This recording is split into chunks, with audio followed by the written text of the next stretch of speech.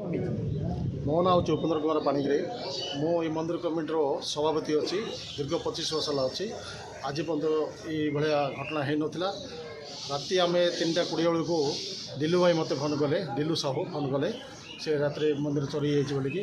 ସିଏ ଜୋଗାଳି ଠାରୁ ଶୁଣିକି ସେ ମୋତେ ଫୋନ୍ କଲେ। ସେ ଆମେ 3ଟା 3:30 ବେଳକୁ ଆମେ ପହଞ୍ଚିଗଲୁ। ଗାଁରୁ ଗୋଟେ 15 ଜଣ ଖଣ୍ଡେ ପହଞ୍ଚିଗଲୁ। ଆମର ଅଳଙ୍କାର 4 କେଜିରୁ 5 କେଜି ରୂପା ଅଳଙ୍କାର ଚୋରି ହେଇଛି। ସୁନା 2 ତୋଳାରୁ 2 ତୋଳା ଅଧେ ଖଣ୍ଡେ ସୁନା ଚୋରି ହେଇଛି।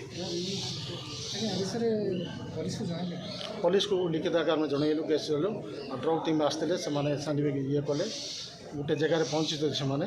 ଭାବୁଛି, ମୁଁ ଆଶା କରୁଛି, ଗାଁ ବାଲା ବି ଆଶା କରୁଛୁ, ଆମେ ନିଶ୍ଚିତ ରୂପେ ଚୋର ଧରା କରୁଛୁ।